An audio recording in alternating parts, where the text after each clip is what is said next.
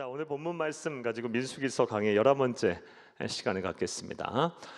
제목을 한번 따라하겠습니다. 부부간의 간음이 의심스러울 때. 네, 한번 더 따라합니다. 부부간의 간음이 의심스러울 때. 네, 오늘은 좀 범상치 않은 말씀을 좀 드려야 되겠습니다. 오늘 본문에서 우리에게 주시는 하나님의 은혜가 저와 여러분 가운데 함께하기를 간절히 바랍니다. 사랑하는 여러분, 우리는 지금 민수기 5장 말씀을 보고 있습니다. 그리고 민수기 5장은 출애굽한 이스라엘 백성들이 광야에서 생활을 하는 동안 하나님께서 이 이스라엘 백성들을 향해 주신 정결 예법에 관한 말씀입니다. 내가 거룩하니 너희도 거룩해야 한다 라고 하면서 너희들이 거룩한 백성이 위해서는 이러한 예법을 지켜야 한다라고 말씀해 주신 그 예법들을 대한 말씀이 바로 민수기 5장 말씀입니다. 그리고 우리는 지난 시간에 이 정결 예법 가운데 죄를 속량하는 법에 대해서 우리가 살펴보며 은혜를 나눴습니다. 특별히 사람과 사람 사이에 짓는 죄를 우리가 어떻게 용서함을 받을 수 있는 것인가, 속량하는 방법에 대해서, 속죄하는 방법에 대해서 하나님께서 말씀해 주신 이 명령을 살펴보며 은혜를 나눴습니다.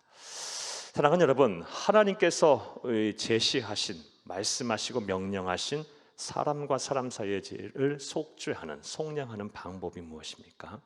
이 속죄의 방법을 살펴보기에 앞서 큰 이 속죄의 대전제는 사람과 사람 사이에 짓는 죄라 할지라도 하나님께서는 그것을 하나님 당신에게 짓는 죄로 여기신다라는 것입니다.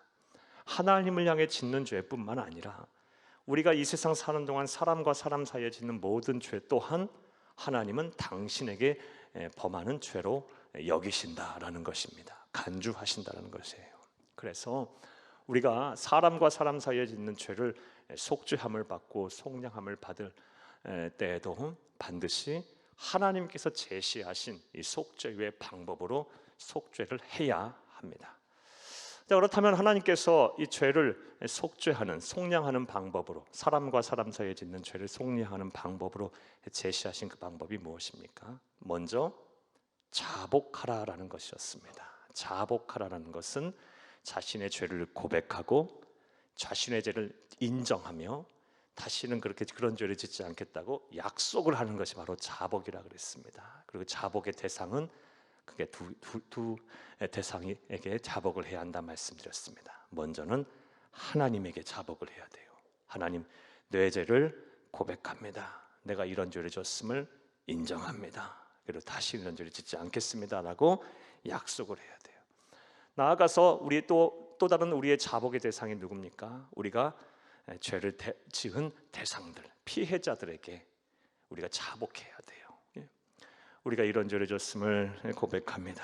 이런 죄를 졌음을 인정합니다. 다시는 죄를 짓지 않겠습니다 하면서 죄를 지은 대상에게도 우리가 자복을 해야 합니다. 먼저는 자복하라라는 것이었고, 그다음에 자복 이후에는 온전히 죄값을 치르라, 갚아라라는 것이었어요.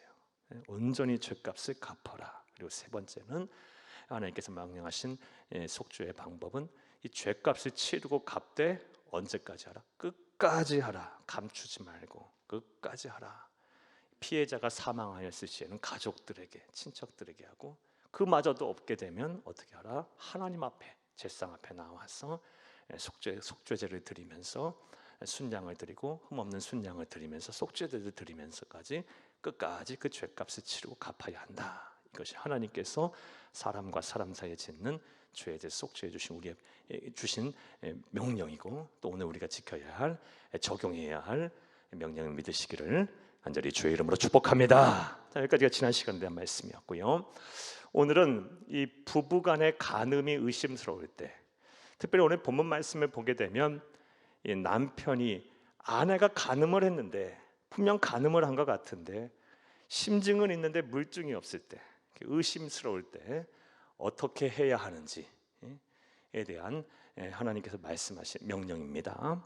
사랑하는 여러분, 오늘 본문 말씀을 보게 되면 말씀드렸다시피 아내의 간음이 의심스러울 때 남편이 취하는 행동인데요, 이것을 단지 아내에게만 적용해서는 안 됩니다.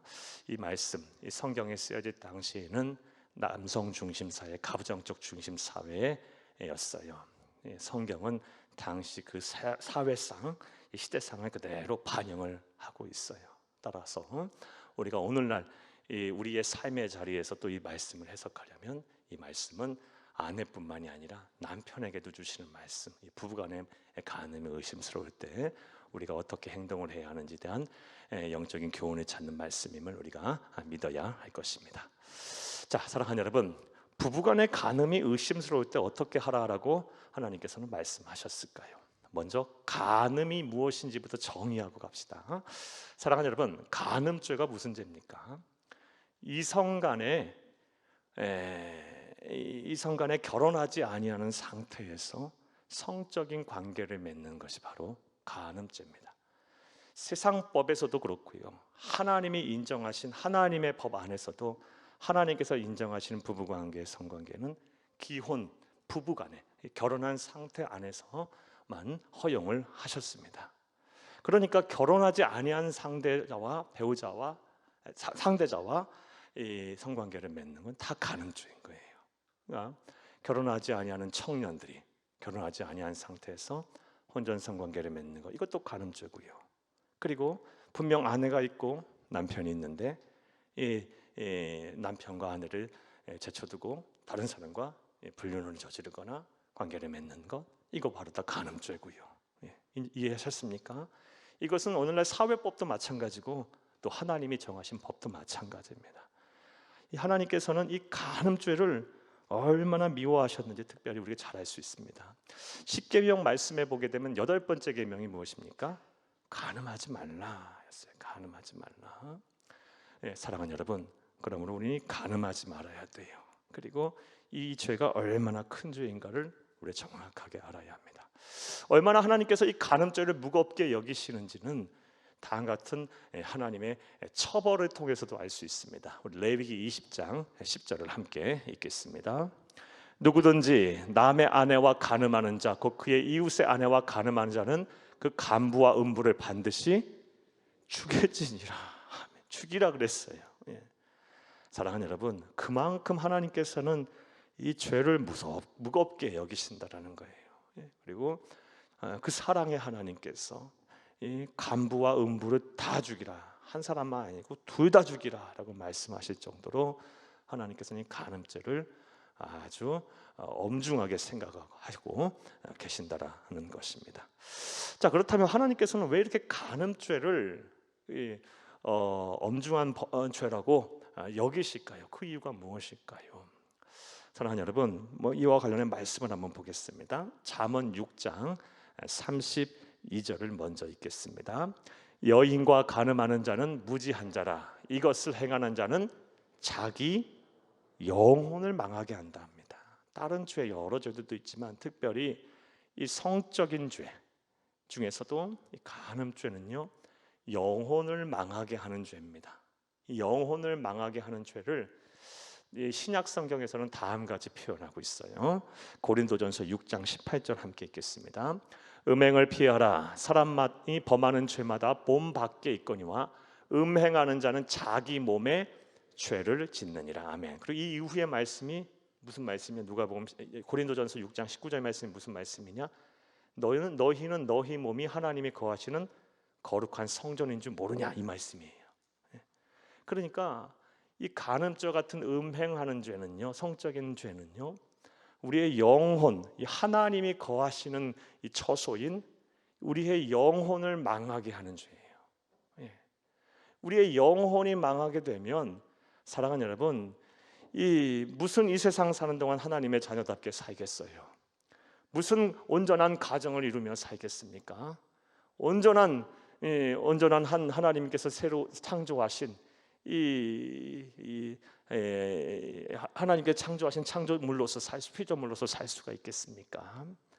영혼을 망하게 하는 죄이기 때문에 이 성적인 죄는 특별히 피해야 하고 조심해야 하고, 그 중에서 이 간음죄를 조심해야 해요. 절대로 해서는 안 돼요.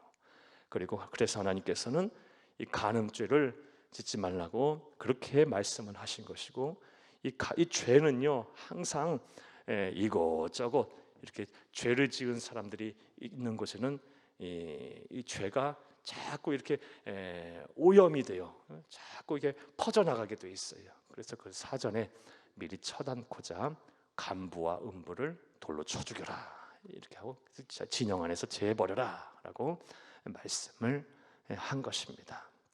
사랑하는 여러분, 이 간음죄 이해되셨습니까? 그리고 왜 하나님께서 이 간음죄를 무겁게 처벌하시는지 이 말씀도 이해되셨습니까? 지금까지 여러분의 삶 속에 행여나 그러한 죄를 저질렀다면 여러분 예수 그리스도의 십자가의 앞에 여러분 분명하게 서셔야 돼요. 그래서 자복하셔야 돼요. 자복. 하나님 앞에 여러분 죄를 낱낱이 고해야 하고, 그리고 뭐 사람에게 할 수는 없겠죠. 철저하게 여러분 죄를 고백하고 자복하고, 그리고 나서 여러분 다시는 그런 죄를 범하지 않도록, 그리고 결혼하신 분들은 이 부부간의 신의를 굳게 지키고, 그리고 우리 아직 결혼하지 않은 우리 청년들이나 우리 학생들은 미래의 배우자들 또 미래의 가정을 온전히 그렇게 지키겠다라는 그런 각오와 결심을 갖고 살아야 할 줄로 믿습니다. 사랑하는 여러분, 그런데 성경을 보게 되면 이 육적인 간음죄뿐만이 아니라 영적인 간음죄도 하나님께서는 언급을 하고 계십니다.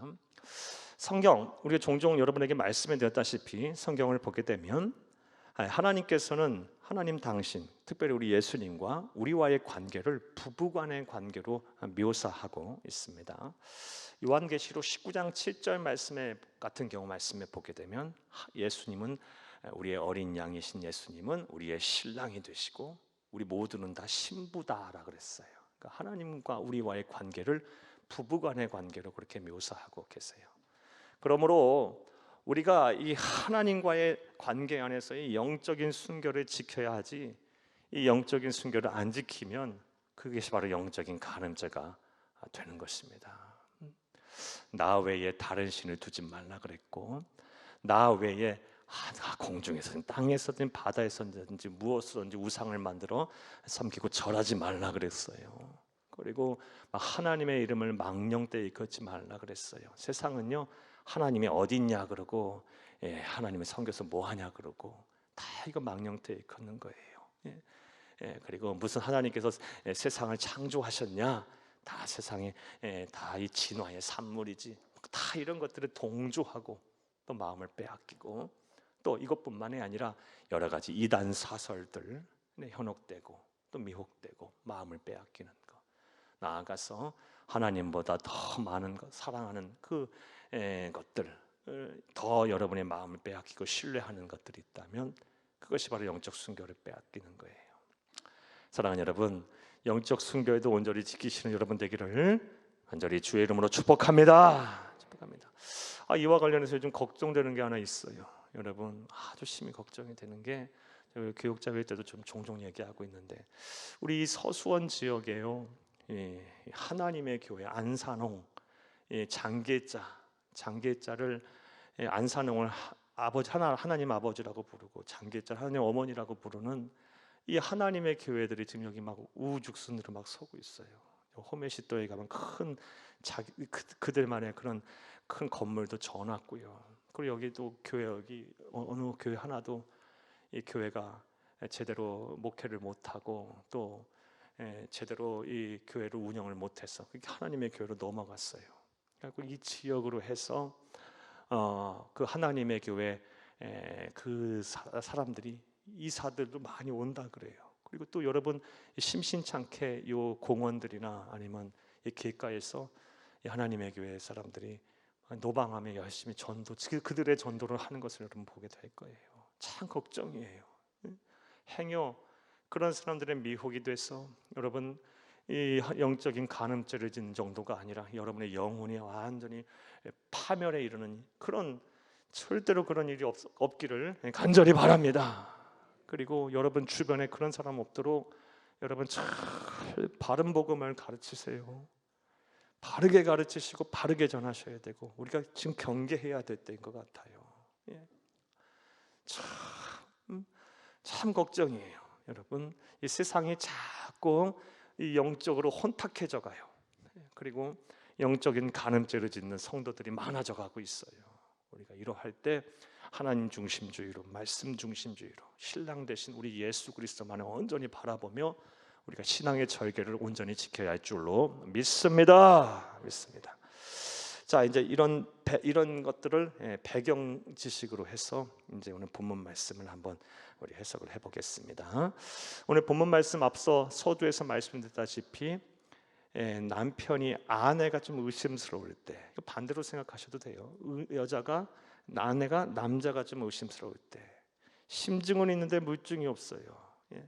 간음죄를 진 것 같은데 의심스러울 때 어떻게 행동해야 하는지에 대한 말씀을 하나님께서 주셨습니다. 사랑하는 여러분, 하나님께서는 어떻게 하라고 말씀을 주셨을까요? 먼저 5장 11절부터 15절까지를 보겠는데, 첫 번째로 제사장에게 나아오라라고 말씀하셨습니다. 한번 따라해 보겠습니다. 제사장에게 나아오라. 부부가 함께 제사장에 나오라라고 말씀하셨어요. 우리 11절부터 15절까지 말씀을 함께 읽겠습니다. 여호와께서 모세에게 말씀하여 이르시되 이스라엘 자손에게 말하여 그들에게 이르라. 만일 어떤 사람의 아내가 탈선하여 남편에게 신의를 저버렸고, 13절, 한 남자가 그 여자와 동침하였으나 그의 남편의 눈에 숨겨 드러나지 아니하였고 그 여자의 더러워진 일에 증인도 없고 그가 잡히지도 아니하였어도, 심증은 있는데 물증이 없어요. 그 남편이 의심이 생겨 그 아내를 의심하였는데 그의 아내가 더럽혀졌거나 또는 그 남편이 의심이 생겨 그 아내를 의심하였으나 그 아내가 더럽혀지지 아니하였으면, 의심할 수 있는 경우가 두 가지 경우죠.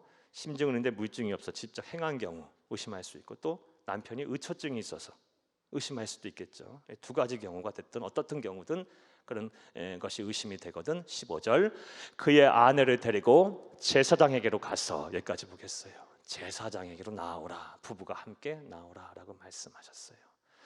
분명 이 성적인 가정의 부부 사이의 성적인 죄예요. 그리고 그것이 부부간의 순결과 관한 부분이에요.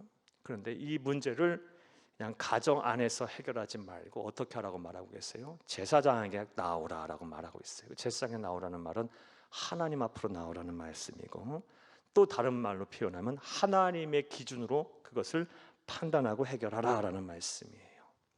사랑하는 여러분, 세상에는요, 지금 세상이 자꾸 하나님 말세가 가면 갈수록, 세상이 끝난 날로 향해 가면 갈수록 이 성적으로 아주 타락하게 돼 있습니다. 그러다 보니 우리 사회도 마찬가지예요. 어느 순간부터, 여러분 그것도 아시죠? 간통죄도 없어졌어요. 처벌하지 않아요.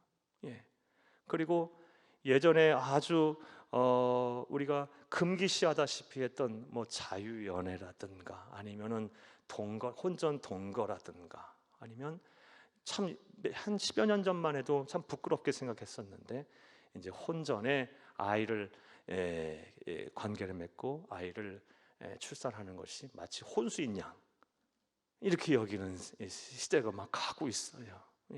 사랑하는 여러분, 계속해서 세상은 그런 그것에 대해서 자유하자, 그리고 그것에 거리낌 없이 모든 것을 다 드러내자, 그리고 이것 또한 우리의 삶이고 우리가 즐겨야 할 쾌락이니 이것에 대해서 우리가 자유롭게 생각하자라고 계속 그것을 말하고 또 이야기하고, 또 그것이 하나의 문화로 이렇게 막 자리 잡아가고 있어요. 사랑하는 여러분, 그런데 하나님의 백성은 그래서는 안 됩니다. 하나님의 백성은 이 성적인 것들, 그리고 이 세상이 어떻게 돌아가든 간에 이 부부간의 순결, 이 모든 이 성적인 윤리들, 가정 윤리들을 하나님의 기준에 맞춰서 살아야 돼요. 제사장에게 나아오라, 하나님 앞에 나아오라. 그 말은 세상 어떻게 돌아가든 간에 하나님의 기준으로 판단하고 하나님의 기준 아래에서 너희들이 삶을 살라라는 것입니다. 사랑하는 여러분, 하나님은 분명 금하셨어요. 동성애도 그래서 안 되는 거예요. 안 되는 거예요. 제가 캐나다에서 잠깐 살 때 어느 이 캐나디안 처치인데요. 캐나디안 교회인데 장로교회예요. 장로교회 목사님이 한인 1.5세대세요. 근데 그 목사님이 언젠가 저를 만나서 그런 말씀하는 거예요. 우리 교회 선임 장로님, 그 목사님, 교회의 선임 장로님 비롯해서 엘더라 그러죠. 장로님들이 5분이 있는데 그 중에 4명 장로님 4분의 아들들이 동성애자라는 거예요. 그래갖고 이 강단에서 동성애 설교를 안 된다고 설교를 해야 되는데 자기 못한다는 거예요. 그래서 자기가 너무 심히 괴롭다라는 그 말씀을 저에게 했어요.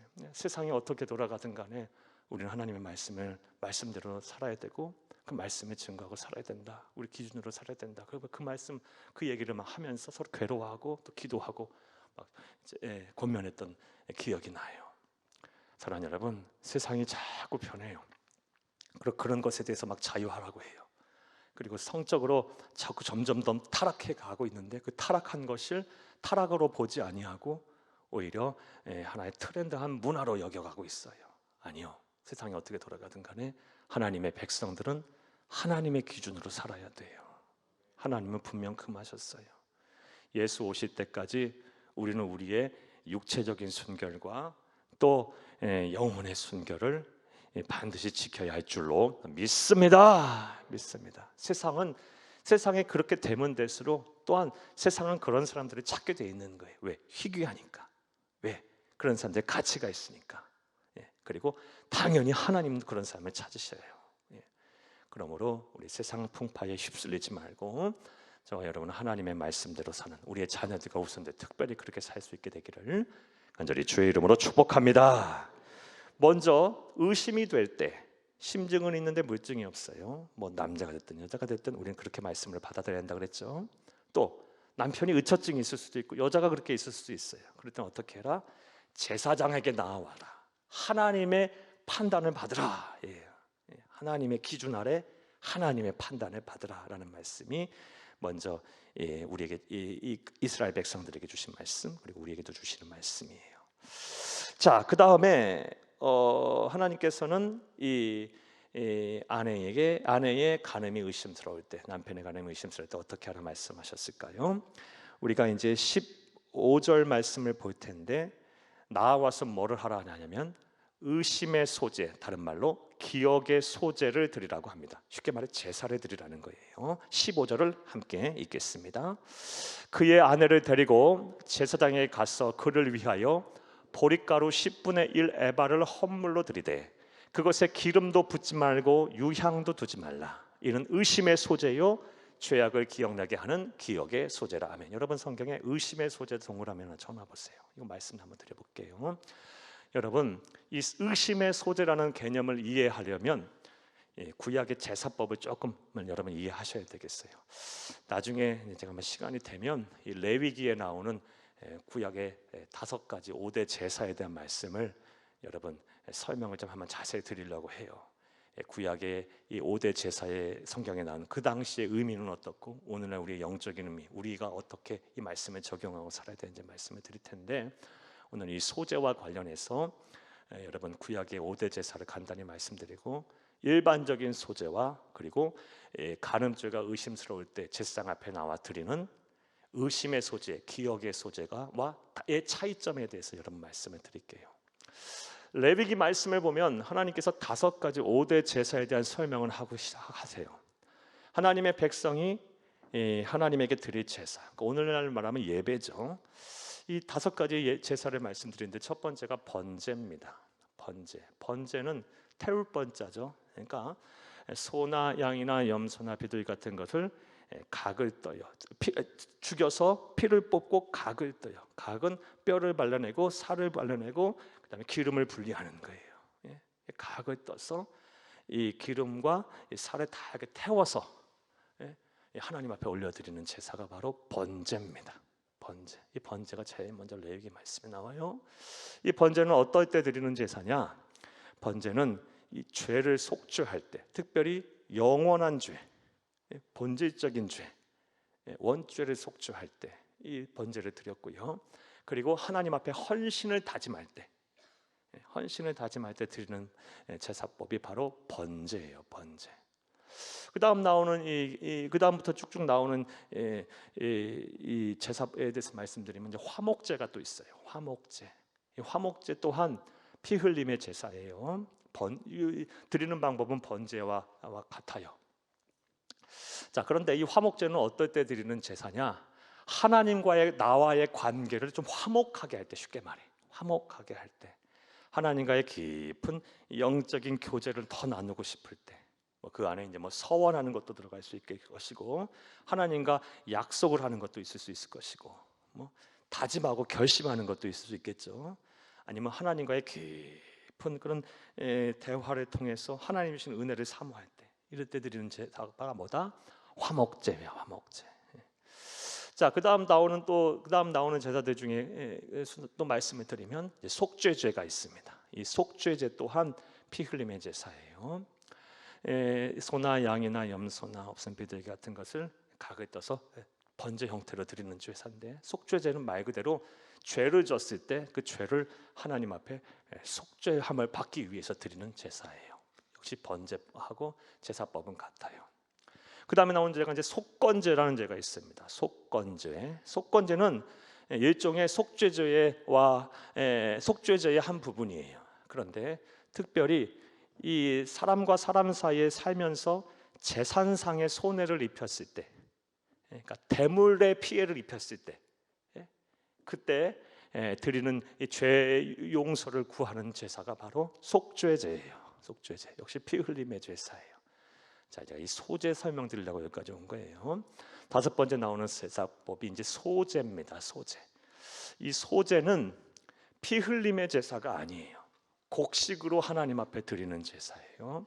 소제를 드리는, 곡식으로 드리는 이 소제에 드리는 방법에는 5가지 방법이 있어요. 어떤 방법이 있냐? 밀가루, 고운 밀가루 한 줌을 놓고 거기에다가 기름을 붓고요. 그다음에 유향을 붓고 반죽을 해서 태워서 드리는 제사법이 있어요. 소제. 또 고운 밀가루 한 줌에 또 기름을 붓고 유향을 섞어서 반죽을 해서 이번에는 누룩을 넣지 아니하는 빵을 만들어요. 빵을. 무교병이라 그러죠. 빵을 만들어서 드리는 방법, 이 소제법이 있어요. 제사 드리는 방법이. 그것을 가지고 제사 드리는 방법. 또 이 고운 밀가루 한 줌에다가 유향과 기름을 붓고 그것을 이제 철판에다 붙여버려요. 그렇게 해서 드리는 소제법이 있어요. 또 고운 밀가루 한 줌에다가 뭘 봐요? 기름을 붓고 유향, 레위기에 나오는 말씀이에요. 유향을 붓고 이번에는 어떻게 삶아서 드리는 그런 소제법이 있어요. 그리고 오늘 또 다른 소제법 뭐예요? 이번에는 고운 밀가루가 아니고 보리가루로, 이번에는 유향도 넣지 않고 기름도 섞지 않아요. 향기가 나지 않아. 그래서 그것으로 태워서 드리는 제사인 이 의심의 소제, 기억의 소제가 있어요. 이해되셨습니까? 그럼 이 소제는 언제 드리냐? 일반적인 소제는 앞서 말씀드린 4가지 방법을 드리는 일반적인 소제는 감사할 것이 있을 때, 그리고 막 기쁜 일이 막 생겼을 때, 감사와 기쁨의 제사가 바로 소제예요. 소제. 자, 그런데 오늘 본문에 나오는 이 의심의 소제, 이 기억의 소제는 감사와 기쁜 일이에요. 이게 아내가 간통죄를 저지르고 가늠죄를 저질러서 가정이 깨지게 됐는데 뭐가 기쁘고 뭐가 즐겁다고 소제를 드리겠어요. 그러니까 고운 밀가루를 쓰지 않고 보리가루를 쓰는 거야. 당시 보리는 예수님 당시까지 그랬어요. 그리고 한동안 중세 시대까지 이 보리는 사람이 먹는 이 식재료가 아니었어요. 사료야, 사료. 도정 기술이 오늘날까지 이렇게 발달하지 않아서 보리의 그 껍질을 제대로 못 벗겨내는 거예요. 그리고 오늘날 우리는 그거 건강식품으로 많이 먹지만 당시 사람들은 그 보리를 사람이 먹는 음식이라고 생각하지 않았어요. 그러다 보니 아주 흔하고 값도 쌌어요. 입에 넣게 되면 도정 기술이 발달하지 않은 그 시대에 그냥 까끌까끌해서 먹는 것 자체 목으로 삼켜 넘기기도 자체도 힘들어요. 그런 것으로 소재를 하나님께 드려라. 뭘 의미해요? 앞서 말씀드린 이 소재의 본질적인 의미는 감사와 기쁨의 제사거든요. 근데 이 의심의 소재, 기억의 소재의 의미는 감사와 기쁨의 의미가 있는 것이 아니고 고난과 고통을 기억하라는 거예요. 예, 그렇죠? 이 보리의 그 그냥 까끌까끌한 거, 그냥 그거를 갖고 소재를 드린다. 얼마나 이 남편의 또는 아내의 정조를 의심해야 하는가. 그래서 가정이 막 깨지게 생긴 게 얼마나 고통의 시간이에요. 그것을 기억하라는 거예요. 기억하라. 결국 뭐예요? 가정을 지키란 말씀이거든요. 서로 신의를 지켜라 이 말씀이거든요. 그 말씀을 하기 위해 그 고통의 순간들, 고통의 시간들을 기억하라는 의미로서 의심의 소재, 기억의 소재를 드리라고 한 것입니다. 자, 말씀 이해되셨습니까? 예, 여러분 이런 의미가 있어요. 자, 정리해 볼까요? 아내의 정조가 의심스러울 때, 심증은 있는데 물증이 없어. 또 때로는 의처증 때문에 그럴 수도 있겠죠. 예, 그래서 그럴 때 어떻게 하라고 말씀하셨어요? 제사장 앞에 나와라. 하나님의 기준으로 판단을 받으라는 거고, 그다음 뭐 하라 그랬어요? 두 번째로 의심의 소재를 드려라 그랬어요. 의심의 소재. 자, 그다음 말씀 보겠습니다. 그다음 말씀은 이제 16절부터 22절을 보겠는데, 이 간음죄로 추정이 되는 여인에게 맹세하도록 시킵니다. 근데 그 맹세의 과정, 맹세를 하기까지의 그 절차가 오늘날 우리의 관점으로 보면 좀 비합리적이기도 하고 미신 같아 보이기도 해요. 하지만 오늘 말씀이니까 한번 잘 보겠어요. 이 안에도 분명 영적인 의미가 있습니다. 16절부터 22절까지 읽겠습니다.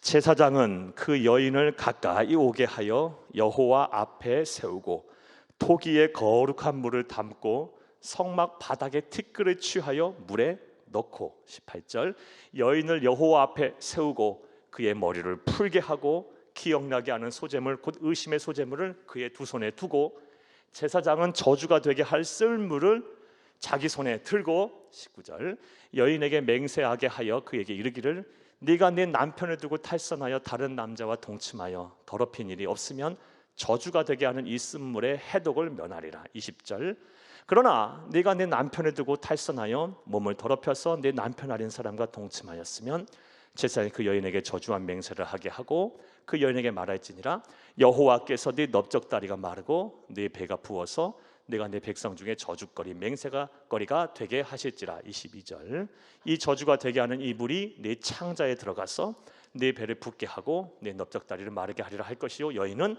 아멘 아멘 할지니라. 아멘. 맹세를 다짐하게 하는데 그 과정을 우리가 읽었는데 여러분 다시 한번 제가 설명드려 볼게요. 제일 먼저 부부가 함께 제사장 앞에 나와요. 그리고 의심의 소재를 드리라고 했어요. 자, 그리고 이제 간음죄를 지은 것 같은 의심이 되는 여인을 하나님 앞에 딱 그 제단 앞에 세워요. 제단 앞에 세울 때는 어떻게 세워요? 머리를 다 풀어헤쳐요. 오늘날 머리 풀어헤치는 게 뭔 의미가 있겠냐 했지만, 이 당시 세계관에서는 머리를 풀어헤친다는 것은 곧 옷을 벗는 것 같아요. 빨개 벗는 것 같아. 벌거숭이가 되는 것 같아. 다 벌거 벗는다는 거야. 하나님 앞에 그 여인을 그렇게 세워요. 옷을 완전히 다 벗을 수 없으니까 머리를 풀어헤치는 거예요. 자, 그 다음에 의심의 소재물로 드렸던 것을 여인으로 하여금 들고 있게 해요. 이해되셨습니까? 머릿속에 그려지십니까? 여기까지 그려지세요? 간음하다고 의심이 되는 여인을 여호와 앞에 세우고 머리를 풀어헤치게 하고 의심의 소재물을 이렇게 들게 하고 있어요. 자, 그때 제사장은 뭘 하냐?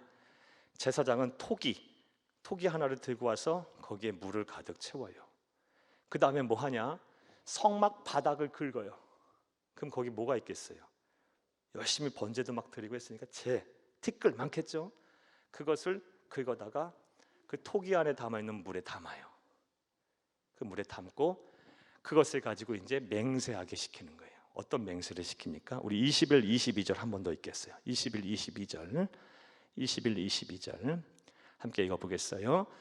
가로 빼고 여호와께서 네 넓적다리가 마르고 네 배가 부어서, 20절부터 읽겠습니다.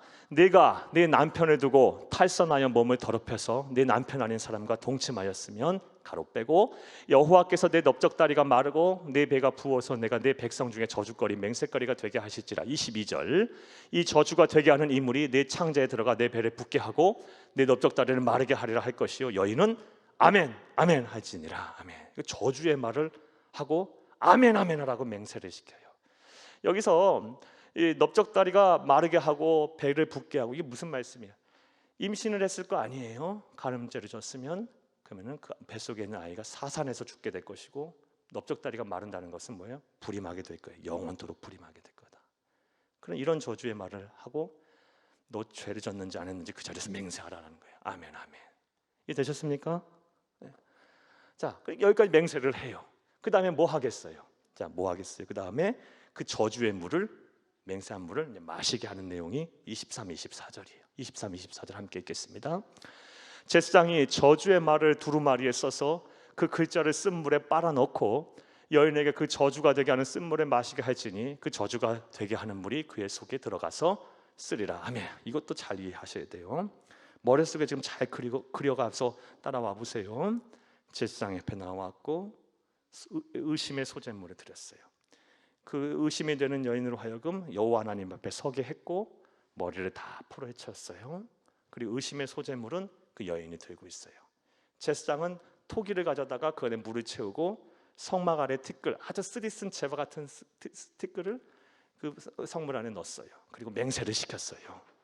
아멘 아멘 하게 했어요. 저주의 말을 하고 그리고 그 저주의 말을 쓴 두루마리가 있을 거 아니에요. 거기 뭐로 썼었게 했어요? 뭐 잉크로 썼던 뭐로 썼던 썼을 거 아니에요. 그 쓴 물이 오늘날 같이 뭐 유성이고 하면은 물에 안 녹겠지만 그래 물에 담으면 녹겠죠. 그 당시에는요. 그 쓴 두루마리를 그 토기 안에 물에다 빨아요. 그럼 그 글씨들이 다 녹아서 물 속에 들어가겠죠. 그럼 그 물을 그 여인으로 하여금 마시게 하는 거예요. 이해 되셨습니까? 지금 성경의 내용이에요. 그게. 그럼 마셔서 어떻게 되겠어요? 만약에 이 여인이 가늠죄를 졌으면 하나님의 진노가 임하는 거예요. 하나님의 진노가 임해서 아이는 사산하고 영원토록 불임하게 되는 거예요. 그리고 만약에 이 여인이 가늠죄를 안 졌으면 어떻게 되겠어요? 이 여인은 명예를 되찾는 거예요. 그리고 그 수치가 누구에게 돌아가요? 남편에게 가는 거예요. 이 말씀이 오늘 우리에게 주시는 말씀이에요. 뒷부분은 이제 안 읽겠는데 여기까지 이해되셨습니까?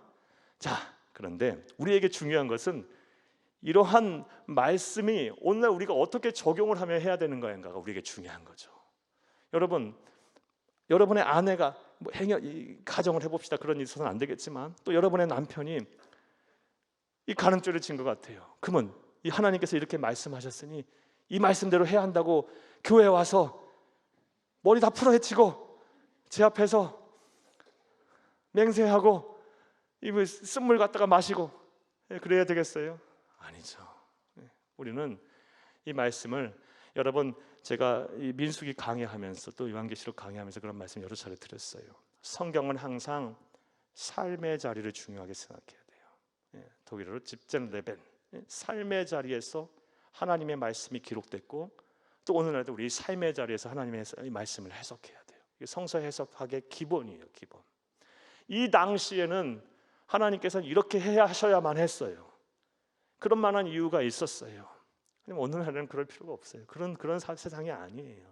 그럼 우리에게 이 말씀을 어떻게 받아들여야 하는 것이냐? 이건 우리하고 구약 시대의 말씀이니까 우리하고 상관없는 말씀이냐? 그러면 성경의 정경성이 훼손이 되는 거예요. 하나님의 말씀성이 부정이 되는 거예요. 그것도 안 되는 거예요. 이 말씀 안에서 우리에게 주신 영적 교훈을 찾고 우리에게 적용점을 찾아야 되는 거예요. 왜 이렇게 하나님께서 이 일을 행하시게 이렇게까지 하시게 하셨는가? 그냥 하나님께서 제사장에게 간단하게 명령할 수 있겠는데 직접 이렇게 하라고 직접 치리하신다는 거 아니에요. 그렇죠? 이런 하나님의 간음죄를 진 그리고 간음죄에 의심이 되는 사람들을 직접 하나님께서 심판하시고 치리하시는 모습을 통해서 우리는 하나님이 어떤 분인가를 찾아야 하고 하나님의 속성을 발견해야 하고 또 이 안에서 우리에게 주신 영적 교훈을 찾는 것이 이 구약의 이 말씀을 우리가 온전히 해석하고 받아들이는 온전한 자세임을 믿으시기를 간절히 바랍니다. 자, 그렇다면 하나님께서 이런 일들을 행하심을 통해서 우리는 하나님의 어떤 속성을 보고 발견해야 할까요? 하나님은 쉽게 말해 어떤 분일까요? 먼저 우리가 봐야 할 하나님은 첫 번째로 약자를 보호하시는 하나님이십니다. 한번 따라해 보겠습니다. 하나님은 약자를 보호하신다. 하나님은 사회적인 약자를 보호하시는 분이세요. 우리는 이런 일을 행하게 하시는, 명령하시는 그 하나님의 모습을 보면서 하나님은 사회적인 약자를 보호하시는 분이다라는 것을 우리가 알 수가 있습니다. 당시 이 민수기서의 말씀이 쓰여질 당시, 지금으로부터 약 3,500년 전, 더 잡으면 3,600년 전, 당시 여성 인권은 상상할 수도 없었던 시대예요. 여성 인권을 완전히 무시되던 남성 중심 사회, 가부장적 사회에서 하나님께서 이런 일들을 벌이게 하심으로, 행하게 하심으로 이 여성의 명예를 지키고 그리고 생명을 보존하게 하셨던 거예요.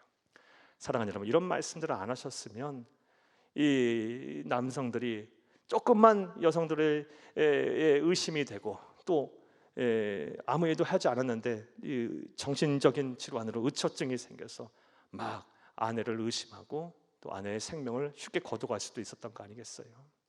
피해를 입히고 막 여인의 삶을 엉망으로 만들 수도 있었을 거예요. 근데 하나님께서는 그 남성 중심, 가부장적 중심 사회에 속에서 이 여성의 이 가늠을 함부로 그들이 남성이 함부로 판단하고 재단하고 또 심판하지 않도록, 정죄하지 않도록 하나님께서 이러한 안전장치를 마련하신 거예요. 사랑하는 여러분, 이를 통해서 우리는 오늘 우리에게 주신 이 가름죄를 분간하는 법이 여성의 인권을 보호하고 사회적인 약자를 보호하는 보호법임을 우리가 알 수가 있습니다. 이처럼 하나님은 항상 이 약자를, 사회적인 약자와를 보호하시고 함께 하시는 분이세요. 우리 예수님의 모습을 통해 잘 알 수 있습니다. 예수님께서 이 세상에 오셔서 그의 시선은 항상 가난하고 병들고 막 사회적으로 눌리고 또 죄인 취급받고 이런 사회적인 약자에게 그 시선이 항상 향해 있었어요. 그리고 그들을 구원하러 왔다라고 말씀하셨고, 병든 자에게나 의인이 쓸모있지 건강한 자에게는 의인이 쓸모없다라는 말씀을 막 하실 정도로 그랬어요. 물론 부자들을 다 멸시하고 하나님께서 다 죄악시하고 그러시는 것이 아니에요. 하나님은 그런 분이 아니에요. 또 우리 사회가 또 그렇게 해서도 안 돼요. 사랑하는 여러분, 우리 사회가 절대 그렇게 해서도 안 돼요. 우리 모든 사람을 하나님 다 귀하게 여기시는 분이에요. 하지만 부자에게는 옵션이 많거든요. 하나님 말고도 다른 것을 섬기는, 그리고 하나님을 섬긴다고 하면서 이 외식하는 그들의 잘못을 지적하는 그런 관점에서 하나님께서 그렇게 말씀하신 것이지, 우리 예수님께서, 하나님이신 예수님께서 부자들을 다 경멸하고 죄악시하고 가난한 자들과 함께 하셨다라고 말씀을 해석하면 안 됩니다. 어찌됐든 간에 하나님은 모두들 사랑하시되 특별히 이 사회적인 약자를 늘 돌보셨고 또 우리에게 그 일을 행하라고 말씀하셨어요. 그러므로 우리 그리스도인들은 항상 우리 사회적인 약자를 돌보는 그런 삶을 살아야 하고, 교회가 존재하는 이유 또한 그것이 믿으시기를 간절히 주의 이름으로 축복합니다. 축복합니다. 또 우리가 이 아내의 이 간음죄를 밝혀내는 이 절차와 법을 행하시는 우리 하나님의 모습을 통해서 알 수 있는 하나님은 어떤 분이신가? 거짓을 아주 미워하시는 분임을 알 수 있어요. 거짓말을 미워하시는 분. 그냥 넘어가실 수도 있는데요, 하나님은 이러한 절차들을 통해서 만약 맹세를 하게 하고, 맹세가 거짓이었을 때는요 불임이 되고 사산이 되고 그리고 명문이 아이를 못 낳는 그런 처벌을 받게 하셨고, 또 만약에 그렇게 해서 그런 일들을 벌이게 되면 그 여인 살 수 있겠어요? 돌을 맞아 죽는 거예요. 거짓을 용납하지 않으시겠다라는 거예요. 하나님은 거짓말을, 거짓된 행위를 아주 미워하세요. 우리 예수님께서 말씀하셨죠. 이 사탄 마귀가 거짓의 아비라고 말씀하셨고요. 또 사도행전 5장 같은 말씀해 보게 되면 아나니아와 삽비라, 잘 아시죠? 이 모든 인류의 모든 교회의 모교회라고 할 수 있는 이 예루살렘 교회에 아나니아와 삽비라는 창립 멤버예요. 그러니까 보통 사람들이 아니에요. 중직자들이에요. 중직자들. 그 중직자들이 행한 일이 뭐예요? 여러분, 하나님 앞에 구제하는 의미로 헌금을 드렸어요. 그러면 일반 성도들 아니면 믿음이 연약한 자들 그 헌금도 안 드렸을 거 아니에요. 근데 헌금을 드렸어요. 얼마나 귀한 일을 한 거예요. 그리고 얼마나 그들이 성숙한 신앙인들입니까? 하지만 그들이 하나님을 속여서 온전히 다 드렸다고 하고 뒤로는 자기 일부를 챙겨놓고 온전히 드리지 아니하는 그 거짓으로 인해서 즉사하게 돼요. 이거 시범 케이스를 하나님께서 보이신 거예요. 그 당시에는 이 모든 인류의 교회의 모교회가 되는 이 교회가 태동되는 시점이기 때문에 하나님께서는 분명한 선을 그셔야 할 필요가 있었던 거예요. 그 선이 뭐예요? 거짓은 용납 안 되겠다라는 거예요. 그 누가 됐든 간에 이를 통해서 오늘날은 그렇지 않죠. 오늘은 교회들이 많아요. 그리고 그렇게까지 하신다면 죄송하지만 이 자리에서 살아남을 수 있는 분이 몇 명이나 될까요? 우리가 하나님의 은혜가 아니면 못 사는 거예요. 오늘날 모두가 그렇게 거짓을 행했다고 해서 그때마다 족족 하나님께서 즉사시키고 심판하고 그러지는 않았어요. 전에도 한번 말씀드렸다시피 내버려 두기도 하고요. 그래서 그 상심한 마음으로 내버려 두기도 하고 또 죄를 쌓아놓기도 하고 벌을 쌓아놓기도 하시고 또 그 공허하고 허무한 상태로 계속 똑같은 죄를 반복해서 짓도록 하나님 방치하시기도 하세요. 하나님의 유기, 하나님의 방치. 사랑하는 여러분, 그러므로 우리는 이런 하나님의 속성을 잘 알아서 거짓을 용납하면 안 돼야 될 줄로 믿습니다. 또 우리가 이 아내의 이 간음이 의심스러울 때 우리 하나님께서 이것을 밝혀내는 진위를 가려내는 이 절차와 행동을 통해서 명령하신 말씀을 통해서 하나님이 어떤 분인가 우리가 찾아야 될 텐데 하나님은 어떤 분인가요? 하나님은요 가정을 매우 소중하게 생각하시는 분임을 알 수 있어요. 가정이 깨지거나 가정이 훼손되거나 가정이 건강하지 못한 것을 하나님은 참 마음 아파하세요. 깨지고 이 훼손되는 아주 주된 원인이 뭐예요? 이 가정의 순결, 이 믿음이 저버려졌을 때, 신의가 깨어졌을 때, 부부간에 또 부모와 자녀간에, 특별히 부부간에 아내와 남편 사이에 이 신의가 깨지게 되면 가정 온전해지겠습니까? 금방 깨지고 금방 망가지는 거예요. 사랑하는 여러분, 그래서 하나님은요 이러한 절차를 통해서 아예 그것을 미연에 방지하고 또 그런 이 가정의 순결성을 지켜냄으로 인해서 온전한 순결한 가정들이 계속 거듭거듭 세워지기를 하나님 간절히 원하셨던 거예요. 그러므로 우리는 이런 하나님의 의도, 하나님의 뜻을 잘 헤아려서 우리의 가정을 잘 지켜야 될 거예요. 가정의 순결을 지키고 가정의 화목을 지켜야 돼요. 이러기 위해서 우리가 해야 할 일들 여러 가지일 수 있겠지만 몇 가지 말씀드리면 남편은 남편으로서 아내는 아내로서 이 자기의 자리를 잘 지켜야 돼요. 잘 지켜야 돼요. 또 부모는 부모로서 자녀는 자녀로서의 자리를 잘 지켜야 돼요. 이 선을 넘어가면 안 돼요. 용납하면 안 돼요. 우리는 지켜야 할 책임, 이 선은 책임이라고 생각해요.